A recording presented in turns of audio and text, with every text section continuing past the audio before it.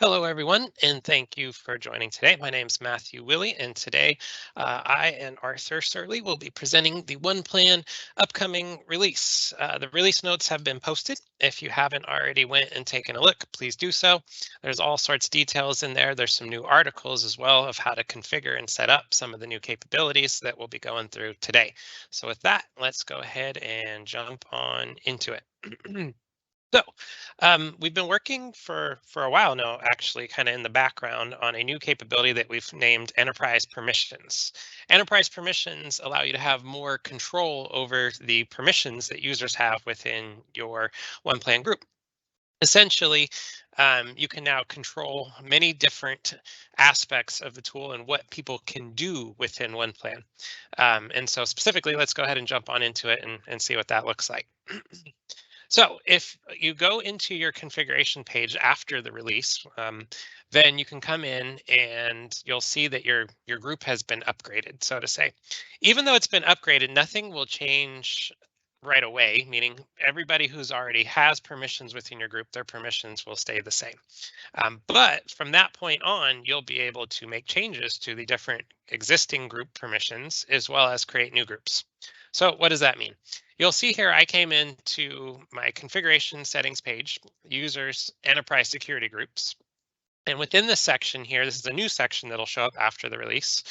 Within the section, you'll see it has all of the same permission levels, though, that you've always had. So contributor, executive, manager, owner, requester, et cetera, et cetera.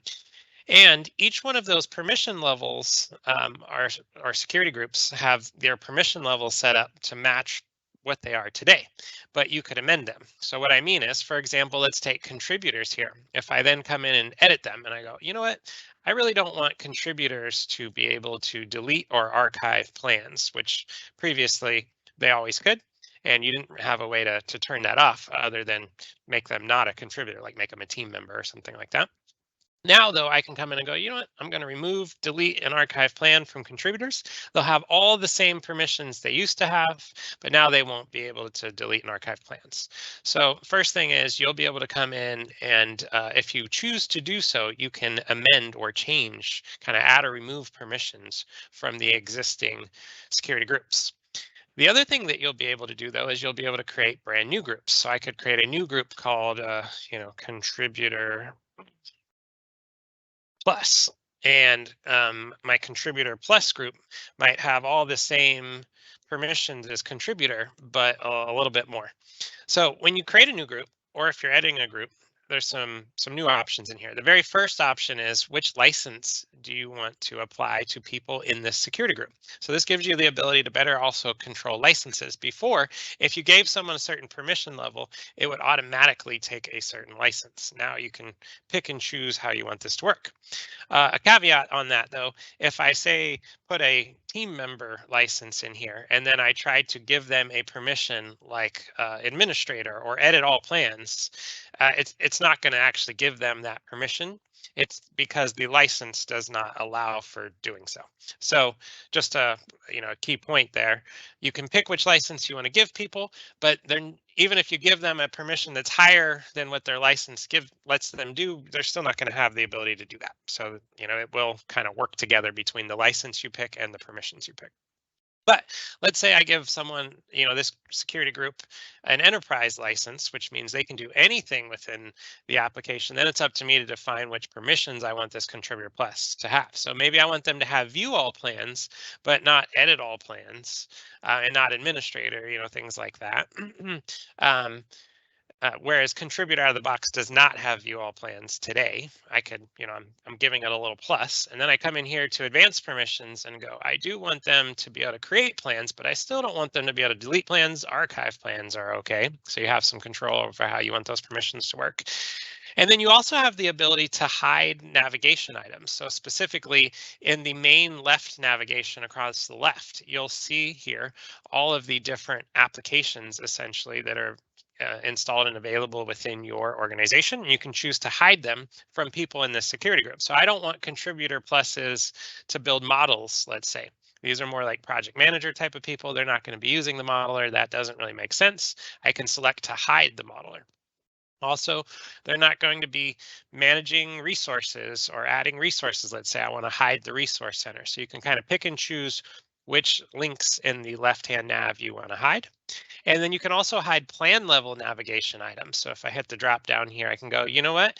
I don't really want them seeing, editing financials, viewing or editing financials. So I could hide that. And but I do want them to have the resource plan and the insights and everything else, that kind of stuff. And then if you have one or more areas configured in your environment, which pretty much everyone does, that you can also choose to hide the area. So I do want them to see my portfolio and my ideas, but let's say these contributor pluses really aren't using the strategy area where you might build out your objectives and key results. So I'm going to hide that. I'm also going to hide the my enterprise architecture area, because they're not going to be in there, working with applications and such, and services and all those things. So I'll hide that too. That doesn't really make sense. So you can come in, create your security group or update existing ones to hide, show the different things, give them the relevant permissions you want, hit done, create. And now I have this brand new group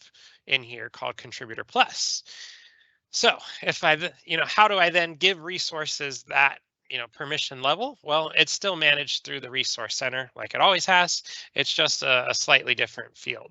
So if I navigate out here to the resource center, assuming I have permissions to add and edit resources permissions, then I can come in here and I can edit them. I'll go to Amanda here, and we'll come in and set her particular permissions. Oh wait, no, and I'm sorry, Amanda is not a real resource. She's a generic. Let's go to Matthew Willie. Here we go. So Matthew, quantity 1, and his security group is currently an owner, which has kind of full permissions to do everything. But if I wanted to change Matthew to that new contributor plus that I just did, I could switch it right there, or change it to whatever permission level I want. You can do that on the edit view, but you could also add it into your view if you wanted to do this across many different resources all at once. So I'll come in here and I'll click on the group field, which you can see is already in my view here, and it's currently set to owner, but I could come in and I could change that to say contributor plus or other things as need be. Cool. So between those two capabilities, the ability to create new groups as well as edit existing groups, and on top of that, the ability to go in and set resources to have those different security groups, you'll be able to control with much more detail than you have in the past. By the way, in the next release, we will be working on a feature we call Teams. Teams will allow you to control what data people have access to. Like I'm in Department A, so I should see all of Department A's plans. That's not in this release. That's planned for the next release if everything goes all well. Possibly the release after that if it slips. But we're working on it already, trying to get that ready to go for the next release. So this one's around what you can do within one plan. I can build a model, I can view all plans, I can, that kind of stuff. The next one, it'll be around what data do you have access to. Cool. So that's kind of a big update in this particular release, and we'll continue to add more functionality to that over time now that we have these new security groups that we can kind of tack on extra settings and such to, as that makes sense. All right, the next kind of focus area for this release is around the mobile app. I'm not going to demo it today, and also it won't be coming out this Friday on the exact release date. It'll be a little bit later, but later on we'll put together a quick video on that. We'll attach it to the release notes so you'll be able to see some of the updates there, but I can talk you through some of them right now today as well. One, if you're currently using the mobile app, you can go into the conversations tab and you can reply to existing conversations, but you can't start a new conversation on a new item. That's a capability that we'll be adding in this release once that goes out. Also, if you're in the My Work tab within the mobile app, and you want to update status on your different work items, you can do so today, but there's only a few fields that you can update. We're working on making that more dynamic so that whatever fields you've configured to be status fields that are editable within the web browser, web version of one plan, you'll also be able to update all those same status fields through the My Work in the mobile app once the release goes out. We renamed the group by option to sort by, just to make it a little bit more intuitive. It was the way it was grouping things was by sorting them. So the group by was kind of throwing people off. And a mobile app, the groupings just don't quite look right. So the sort really makes more sense. So anyway, just a rename there. And then you can also now sort by plan name. So previously you could only sort by work level fields like priority, due date, stuff like that. But now you can actually sort by the plan name as well if you wanted to kind of group or sort all of your different items related to each plan together. Makes it a little easier to find things. Last update that will be in the mobile app is around um, um, um, I'm sorry, around timesheets. There were some updates to around timesheets in this particular release that'll let you put in different, I'm sorry, not let you put in time on items that you shouldn't be able to put time in on. Specifically, it previously allowed parent tasks. It should only allow child tasks. So there's been some updates around that. Cool. All right, next up into the portfolio modeler. That was our last kind of main focus area for this particular release. Let's go ahead and jump in and take a quick look at that. So jumping in, oops, that's not the modeler, into the modeler here, there are multiple different updates. The first update, which can be very useful and can save a lot of time, is the copy model option. So previously, you could come in, you could create a new model, you could create as many models as you wanted, but every time you created a new model, you had to kind of start from scratch. You come in, you say add model, and everything's blank. You have to kind of fill out all the settings. Well, what if you wanted to start from an existing model and not have to fill in all of those settings every time? You might, start from an existing one and then tweak things. Think of it as kind of a way to templatize your models as a starting point. Now you can do that. So I already have a model here, and you'll see if I edit this model, it has a bunch of different settings already filled out within it. It includes the views inside of this model, by the way, if you'd created one or more different views with the columns of data that you wanted in them. When you do this copy, it will copy those over as well. So you come in, you say, I want to copy the model. You have to give the model a name. So I'm going to call this my IT FY 2024 model. You'll notice if I go to the other tabs that you can see all of the other information is already filled out. So if I want to change anything right now, I can. If I don't want to change anything, I just want to do it the way it is, just to kind of take a copy of this model and then start working from it from there. I can, go here, hit copy, and it will now create that new model for me. Again, from there, I can change anything I want to change. It's now a whole separate model, but I didn't have to refill out all of those settings every time that I do this. All right, next, you may have noticed when creating or editing a model, the interface has changed a little bit. What I mean is we've tried to make this feel a little bit more like a wizard. So you fill in the model name and maybe your description, and then down here in the bottom right, you can hit next, and then that will take you to the next tab. So instead of kind of having to click on the different tabs, this used to be a save button. Now it'll kind of next you through until you get to the very end, and then you'll hit add, which will create and save that model or update it if you had made changes to it. So we just changed the usability of the create and edit model screens a little bit. All right, next, if you add or remove fields from the resource plan analyzer, and if you save a view, the fields selected will now be saved in that view. So if I go into a particular model, and it's talking about this guy, if you were using the resource plan analyzer down here, as you've moved things in, out, dragged and dropped in your Gantt to move things around, and you're trying to see where my hotspots are. Well, you may or may not know that you can add other resource level fields in here. I want to add the resources manager, and I want to add their cost, and I want to add, whatever other resource level fields you have. So if you came in here, you added or removed fields from this, and then you came in and you saved your view, it will now remember your field settings versus in the past, every time you came in, you'd have to kind of add or remove those specific fields again. All right, next update is if you've created a scenario, so I have a scenario here like scenario 1, And then you start making changes to that scenario, moving things in, moving things out, drag and dropping them in the Gantt to update their estimated start and end dates, whatever it may be. Make some changes to your scenario.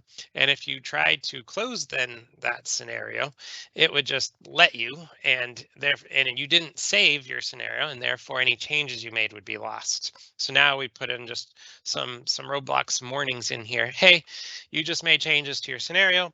Before you leave, you might want to save it. Do you want to close it? Yes or no, kind of a thing, or do you want to go back and save it? So you can make that choice there if you want to save it or not before you leave, essentially. All right. Next up, we made a slight change around permissions. Essentially, previously, if you did not create the model and or you weren't listed as an owner of a particular model or folder for that matter, you wouldn't have the ability to delete that model or folder, even if you were an owner in one plan as a whole. So you have full permissions in one plan, but if someone hadn't, given you the owner permissions to a particular model or folder, then you wouldn't be able to delete it. Now you can. So if you have full admin permissions, even if you're not specifically listed in the shared with here as an owner, you'll still be able to come in and delete any of those models or folders that you want or need to. Next up, when you set up your model, you have a choice of picking which either resource or financial plan types that you want to utilize within your model. And so, for example, here, what I've done is I purposefully picked the committed resource plan type, but I purposefully did not pick a financial plan type, like say budget or forecast or actuals or something, or benefits, something like that. And so if you do that, if you don't select either a financial plan type or a resource plan type, then when you go into your model, just to kind of avoid confusion, will now not show the link up here for the analyzer that matches that. So meaning I do have my resource plan analyzer here because I selected a resource plan type. I did not select a financial plan type, so notice the financial plan button is gone. What this allows you to do is if you want to create models where you're only, modeling on resources or only modeling on financials or not modeling on resources or financials, you have the ability to select which types you want there, and then the appropriate buttons will hide. And then you could just use the other functionality like prioritization or pivot charts or whatever else you might be looking to do within here. All right, next up, and the last item updated for this release in the modeler is filtering. If you created a scenario already, like scenario 1 here. So I just created a scenario. It has 21 plans that are in this particular scenario. And then let's say either one of these plans, the data on those plans changes to no longer meet the filter criteria for this scenario. Or if I adjust the filter criteria on this model, then previously it would leave all the plans in there, whether they met the filter criteria or not. Now it'll give you a choice if you want to remove it. So for example, if I edit this model, you'll see I currently have a filter here to pull in all of the plans where plan type are project or epic, essentially. But let's say I remove epics. Now when I change my mind, I just want to plan on projects. I'm going to do epics in a different model. I can then come in here, next, save. I'll open up that model. And now if I navigate to a particular, well, first of all, you should notice all of the epics are gone from the model as a whole. But if I switch to a scenario I had previously saved, well, those epics still exist. Notice here's what it's asking me. There are plans in this scenario that are no longer part of your model. Would you like to remove them? And it's up to you, yes or no. So if I say yes, it will then load my scenario, but remove any of those plans that no longer meet my filter criteria out of the scenario. So it just gives me a way of doing that without having to go and kind of create a new scenario from scratch, essentially, to get those plans out. So lots of updates in the modeler should make it, more usable, a little more intuitive, and overall kind of just give you a better experience. Continue on. We released the updated version of our roadmap, portfolio roadmap in the last release. In this particular release, we made a handful of improvements on top of that. Improvement number one is that if you set a group by and a color by, or one or the other, now when you hover over a particular plan bar, over of the plan name, it will show both of those fields in the tooltip. So you can see right here in the tooltip, the business unit is applications and the status is one on track. So, previously you'd see the color is green and I'm coloring by status, but I didn't really know what the value was. I kind of had a guess. So now it shows that in there. The green bar means the value is one on track, or if I hover over one with a red bar, you'll see the status is off track and so on and so forth. So just trying to give a little bit more information in that tooltip when you hover over the different bars in your roadmap based off of the settings that you've set. Next up, if a plan has a work plan schedule, it has always been read-only, meaning you could not drag and drop it to the right or to the left on the timeline because it has a work plan. So meaning I've already created a schedule for this particular plan. I can't just drag and drop to move it. That would completely wreck my project schedule, my plan schedule.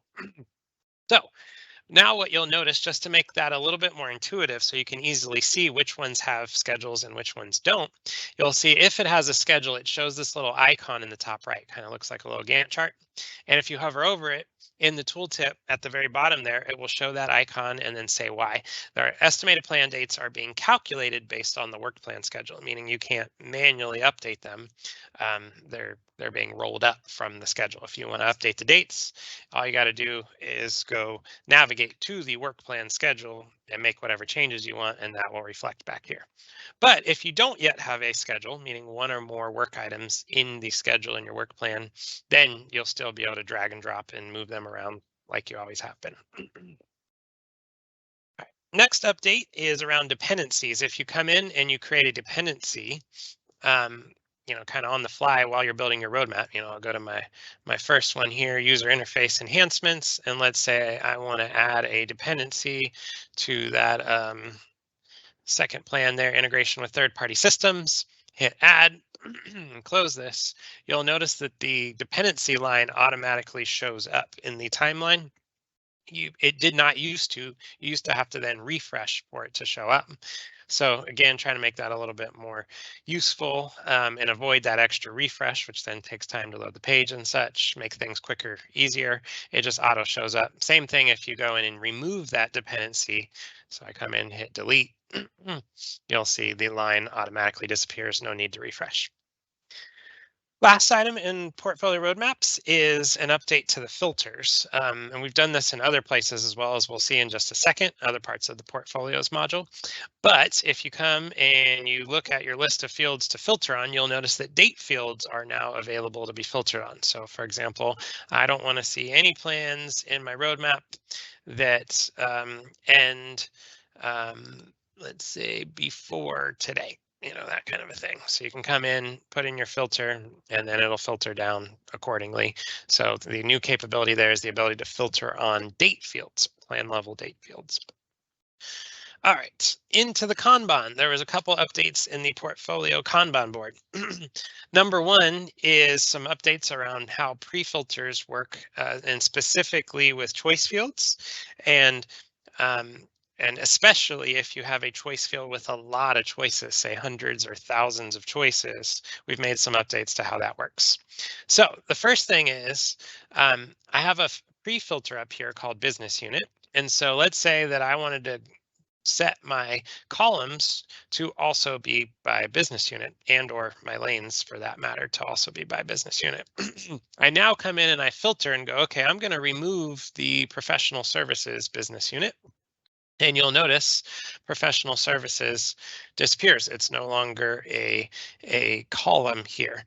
Same thing goes for lanes. If you don't have any data in a particular lane, then it won't show that lane, kind of a thing like that.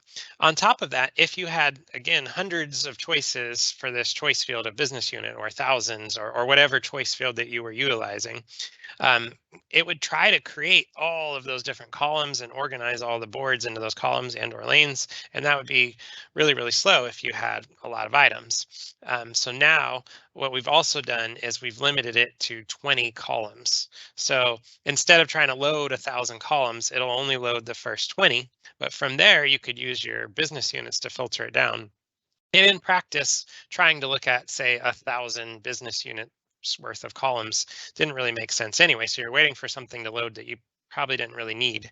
Um, so made some performance updates there, as well as the ability to better control which lanes and columns show up by utilizing those pre-filters. So if you don't already have pre-filters set up in your portfolio Kanban board, I would recommend doing so. Give that a try. That'll help a lot with performance, but as well as just kind of making it easier to see the data that you want to see and not have a lot of extra noise in your board. All right, last update in the Kanban board is you can also filter on date fields here as well. So again, if I wanted to do where estimated end was before today or something like that, you could come in and utilize that date filter. All right, over into the portfolio list. There are a few updates to the portfolio list in this release. Number one, similar to what I just showed in the roadmap around dependencies, you can come in, you can open up the Gantt, and you can visualize dependencies in here. So you'll see the little lines are drawn. But if I was to come in and create a brand new dependency, it will show that new line, or remove a dependency, it will remove that line in real time without me having to refresh my page. Also, you can filter on date fields. So just like in the roadmap and the Kanban board, if you wanted to come in and filter on a date field, you can now do that here. Lastly, we've now added cascading choice fields into the portfolio list view as well. So previously, if you had set up a cascading or a filtered, as we sometimes call them, choice, for example, where you pick a country and then it filters down a list of states for that country. You've been able to do that now for a while in the quick edit. So if I popped open the quick edit for a particular plan, and I came here and I picked a particular country and I picked Mexico, and then it'll only show me the states in Mexico, or if I picked US, and so on and so forth. You could do that in the quick edit, but you couldn't do it in the portfolio list view. You can now do it in the portfolio list view as well. So if you come here, you pick a particular country, it'll then filter down those states. And you could set this up for all different use cases, not just country and state, but essentially the ability to have kind of a hierarchy of choice fields where I pick a choice and then it filters down the next field to only give me the relevant options for that choice I just picked. So lots of good updates to the portfolio list in this release. Next up is the work plan. If I dive into one of my plans and then I'll go into the work plan, there's a couple updates in here. Update number one is around notifications. We released the work item notifications feature not too long ago. In this particular release, we added one new capability to it, and that is if you want to come in and create a notification where I want to see when a particular date field changes, you can now do that. So we already had a when a field changes option in here. So like when state changes to completed, things like that, you could get a notification. But you couldn't do it on date fields. You could only do date fields on when a date passed. So if a date passes a certain date, I want to get a notification, you could do that. But you couldn't do it when a date field changes. So for example, when the baseline due date changes, I want to receive a notification. Those types of use cases, you can come in here and set those up now within notifications. All right. And then next, just a small usability update. If you create a brand new task, previously, if you wanted to split that task, you first had to save and then you could split the task. And the reason being is the task didn't really exist yet, so it wouldn't let you split. But we've made some updates to the logic there. So now you could come in, I could say I want to split that task before I save and just keep working on my schedule. And then whenever I want to, I can save that plan and move on from there. So just a small usability update. All right, next into the resource planner, there were a few updates.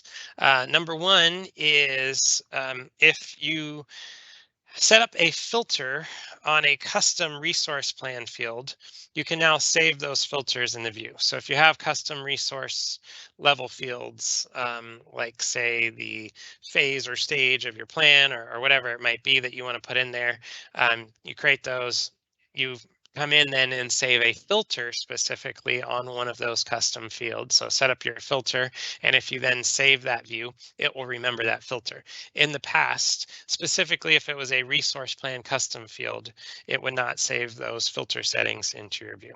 So it makes it a little bit easier so you don't have to keep applying that filter every time if that's something that you want to be persistent. Next, if you're using the fulfillment functionality within OnePlan, so where you can come in and you can group up by resource requirements. So I have a requirement for a resource for a particular period of time. And then I want to come in and I want to say fulfill that request with one or more other resources. Come into the candidate list, you say replace. I have to select one first. Anyway, you select one, you say replace, and then you can do a fulfill so that you see the initial request and then you see what you fulfilled it with. It kind of keeps the history of that initial request. Previously, when it would do the fulfill, it would automatically fill up that person up to the amount of hours that they're available. So if they're available for 100 hours in January and you go to try to fulfill them, it'll fulfill up to that 100 hours if the request was for 100 or more hours. But what it didn't take into account was time off. So if someone had put in time off for that week, it would still fulfill them up to say the 100 hours, even if they, had time off for 40 of those 100 hours, right? Therefore, it would over allocate them, and then you have to kind of go back and manually fix that a little bit. So now, just to make that a little bit more smart, intuitive, etc. If you have time off booked, it will account for that. It won't fill you up past your availability minus your time off so that it doesn't over allocate you, essentially. Next up, when you are filtering on plan level choice fields, especially if you have a lot of choices for that particular field, it's going to be much faster. So for example, if I flip back to my resource summary view here, I've added in a plan level field, the state field, which shows what state these different plans are in that these resources are booked on. And I've been able to, for a long time, come in here and filter on those fields, like say state. But what we've done is we've changed this filter control here specifically for those plan level choice fields. So you can come in, you can filter, it will be very fast. Even if you have hundreds or thousands of choices in this choice field, it'll still work much faster than in the past. So that's that. All right. Next up, a very small update to time off. Specifically, if you come in to the resource center and you are an owner or an admin, but let's say you weren't a particular resource's resource manager. So let's say I was not Matthew's resource manager, but I'm an owner in OnePlan. I have full admin privileges, so to say. Previously, you could come in, you could see their time off in here, and but what you weren't able to do was say approve or reject it. You now can. Since you're an owner, you have full privileges. You can come in and do that whether you're that person's resource manager or not. So we've just made a small permissions change there to make sure that owners could do that. All right, next up is notifications. Small change to notifications. And that is in the configuration pages, you can go in and you can disable notifications altogether. So you come in to your notification settings in here under general. You select a particular notification, like say the resource request notification, and check the little box to disable it. That would disable the emails from going out, but it would not disable the in-system notifications, the ones that pop up in your, the little bell up in the top right here. Now it'll do both. So if you've disabled a notification using the method that I just showed, it will disable it for both email and in-system notifications. All right. Last couple updates. One is around OData. So due to the new enterprise permissions feature that we just released, we essentially added a new table to the OData feed so that you could report off of those different security groups. So the name of the table is called security groups. If you go into the OData feed after the release, you'll see it in there. You'll see the ID of the security group, the name of the security group, and the license that you've applied to that security group. You could then join that back to the resources table, and then you'd be able to see, okay, this resource has this level of permissions and or this license kind of a thing based off of that new table. So just throwing that out there. All right, next up, last update for OnePlan for this release is around the REST API. Specifically, you can now enable or disable notifications for specific resources through the REST API. So what does that mean? Well, for a while now, I, for example, could come in to myself and I could hit the notifications button on my profile picture up there. I could uncheck this guy and say, I'm going to opt myself out of these specific, notifications. Or someone who had permissions to do so, like an owner, could come into the resource center and they could click on into resources in the resource center, and they could adjust their notifications for them. You don't fill out timesheets, so I'm going to remove your timesheet notifications, that kind of stuff, right? Well, now you can do it through the APIs. So if you wanted to create a Power Automate flow or some sort of custom application to kind of bulk update those notification settings for specific resources, you now have the ability to do so. Previously, if you try to connect up using an API key to do that, you'd basically get an access denied. Now you won't. It'll have the ability to do so. So that's that. So lots of updates to OnePlan in this release. Especially looking forward to getting you all using the new enterprise permissions feature. But there's also been a lot of updates on the OneConnect platform and integrations. So with that, I'll go ahead and turn it over to Arthur Surley so he can talk to you more about some of the OneConnect updates for the release. Over to you, Arthur. Awesome. Thank you, Matt.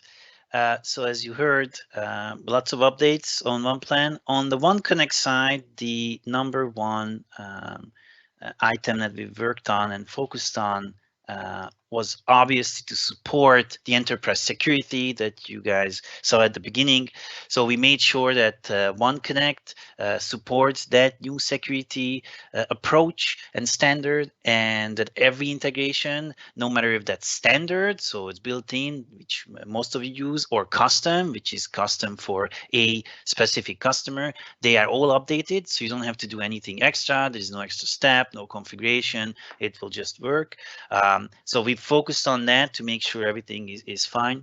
We also added additional logging to better measure performance and the performance improvements that we are making. Hopefully all of you can see and notice that we're making performance improvements in every single release to specific individual type of integrations, and we added even more logging to actually do better measurements, statistics on how we are doing against our plan.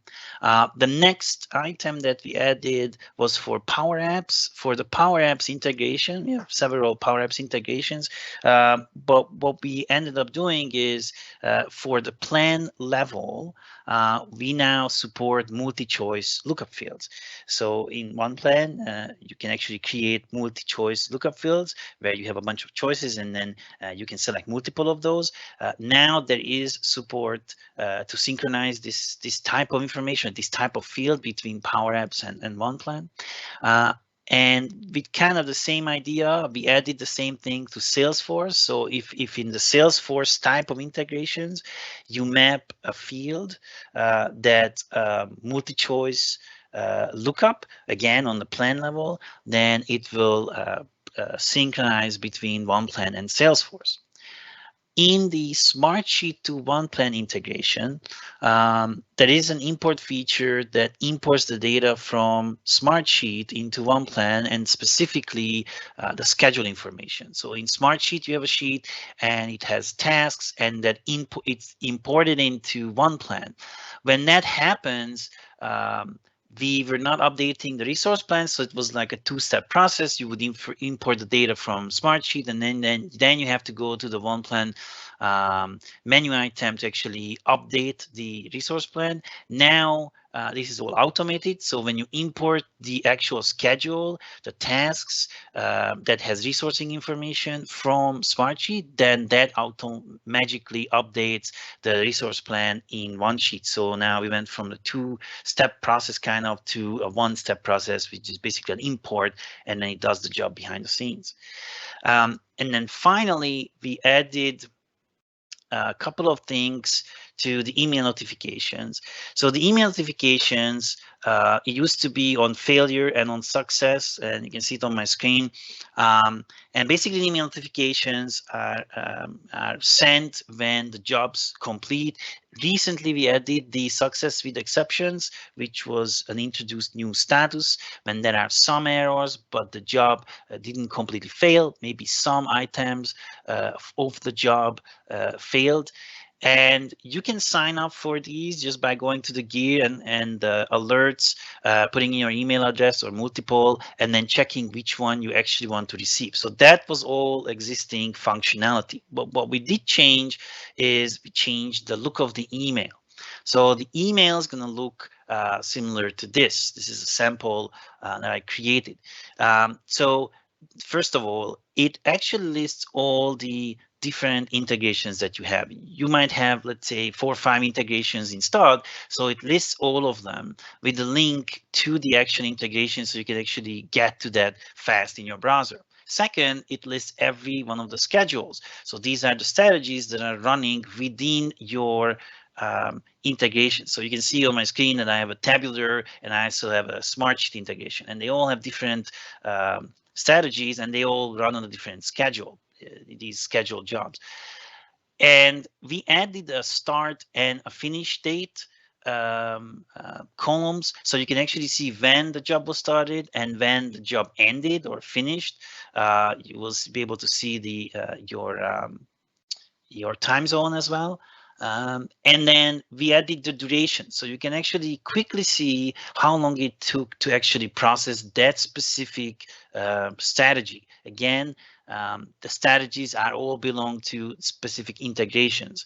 You can have many of these. Also, the actual tenant and the name of the group is actually also in the email, so it's clearly visible. And then finally, the status is listed. So which one is success, which one is failure, and which one is success with exceptions. So depending on which of the type of emails you subscribe, you may see one of the 3 or maybe all of them. But now we are hoping that the email template is a little more clear than it used to be. It has more information. It actually does include the duration and the links that you can actually quickly get back to the actual integration, just in case you need to check the logs or change the configuration. And the email format looks a little bit cleaner than the old email. And that basically concludes our release webinar. And we would like to thank you for taking the time to join us today. And we hope that we'll see you next time as well. Thank you and have a great day.